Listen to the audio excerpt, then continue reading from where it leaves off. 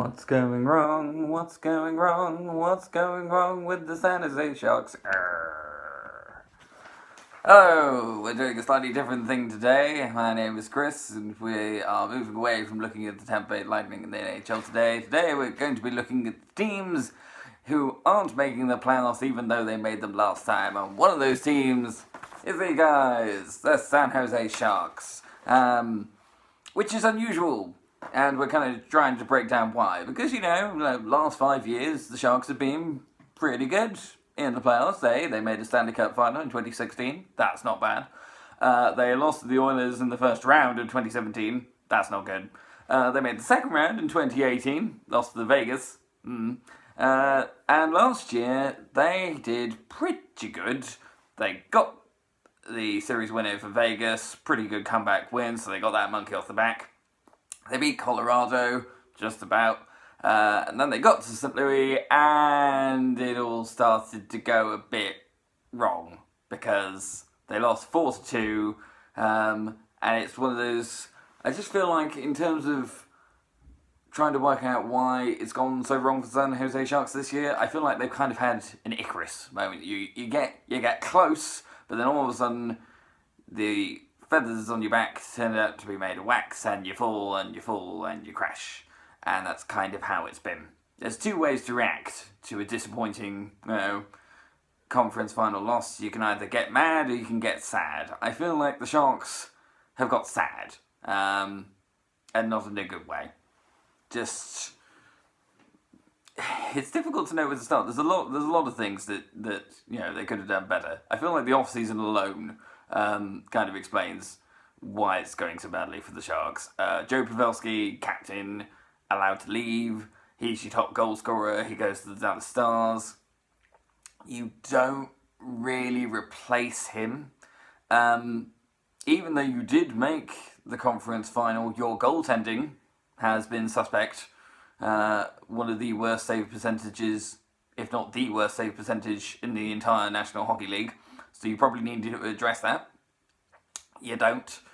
One of your answers to sort of, bringing more offensive firepower is to bring in Patrick Marleau.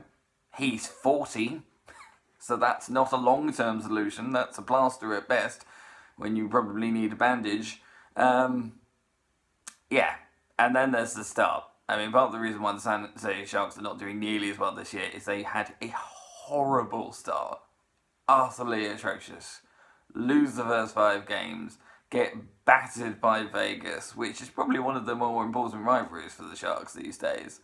The goaltending does not get any better. Martin Jones' save percentage is horrendous and doesn't bear thinking about. He lets in an average of 3.2 goals a game. The offensive firepower wasn't there to begin with. Logan Couture, who was really good in the playoffs, had maybe like 1 goal in the first 12 games. Erik Karlsson and Brent Burns sort of, trying to get their forwards moving, but can't do it alone.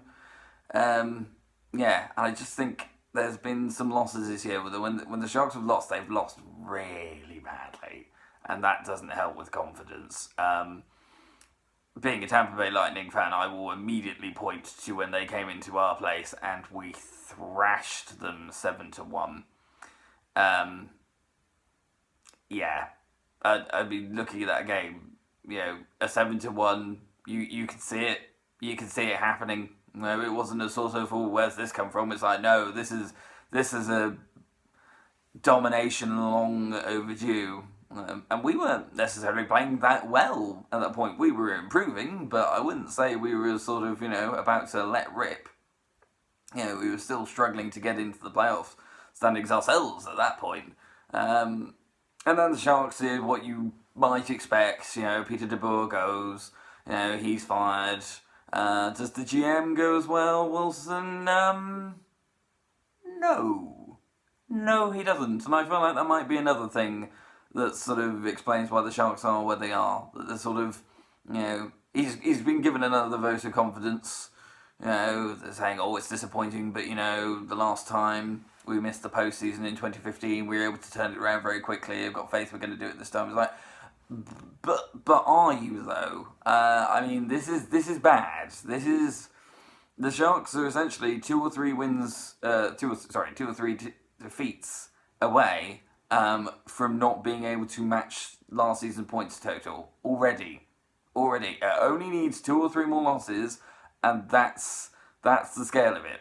They are 11 points off the wildcard standings, so they would need to win at least 5 or 6 just to get back into the mix, and that's assuming that everyone else suddenly tanks, which seems unlikely. They're behind the likes of, these are the teams that they finished above last year. They finished second in the Pacific Division last year. Let's not forget that. These are the teams that have managed to overtake them. Edmonton, Vancouver, Vegas, that's the one that's not quite so surprising, Arizona. Yeah. So they've gone from 2nd to 6th, and yes, that's slightly better than Anaheim and Los Angeles. That's not really saying much. Anaheim and Los Angeles both missed the playoff picture by a wide margin last year and are continuing to do it this year. So it's not that sort of, they've improved. No, the Sharks have just sort of sunk to their level. California is sort of looking at the Pacific playoff standings going, oh, we used to be in there. Maybe that's part of it. Maybe that's part of it as well. You could look at that and sort of say, if the Sharks had 2 sort of teams in California, the division rivalries would have a bit more sort of spice to them.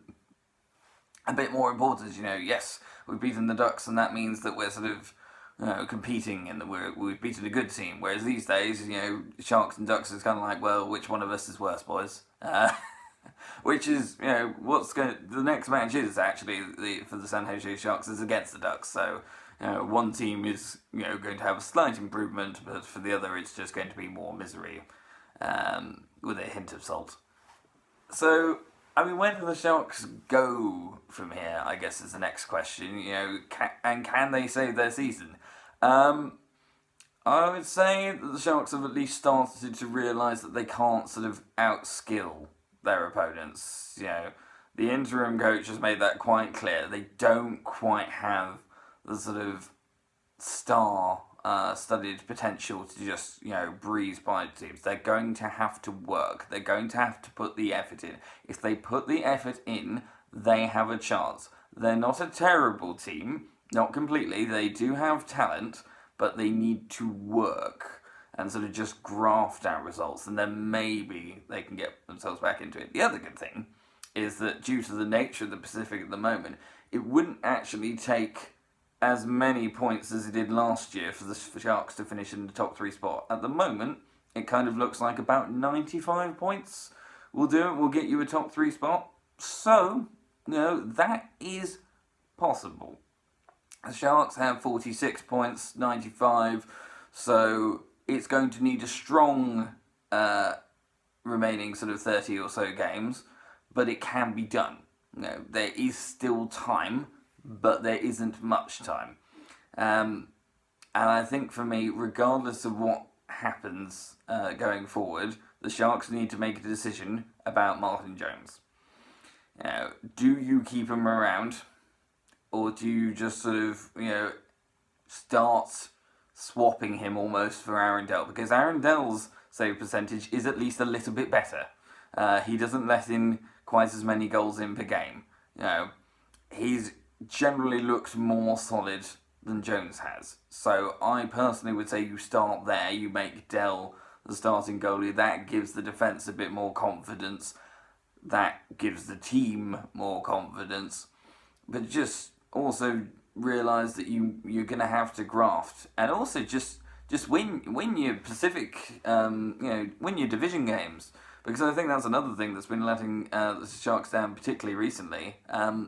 In their last 3 games, 2 of which were against Pacific rivals, they lost 6-3 to the Arizona Coyotes, ow, and 4-1 to the Vancouver Canucks. Double ow. These are the teams that you need to sort of, I think for the Sharks in the next sort of 5 or 6 games, the majority of them are against Pacific Division rivals. The only one that isn't, as far as I know, is their home game against us, the Tampa Bay Lightning. So, if you can go on a run of beating division rivals, then you maybe start to drag yourself into it, and you sort of go from there. I think the Sharks do need to sort of look at it one game at a time.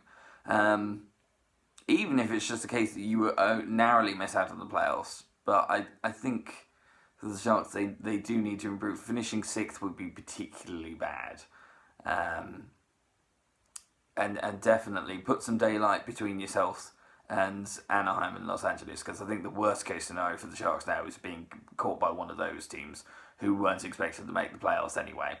So yeah, that's my take on the San Jose Sharks.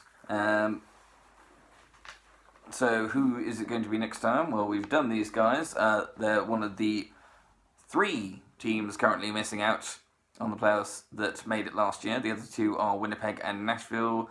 So I will look at the Winnipeg Jets next time and sort of assess how it's gone a bit wrong. Are they doing better than San Jose? Can they still make the playoffs? And, well, is it just a case of missing Dustin Byfuglien, or is there sort of a bit more to it than that? Anyway, this has been your host Chris signing off, and remember, Patrick Marleau and Joe Thornton are both 40. They are not the answer, San Jose. Not anymore.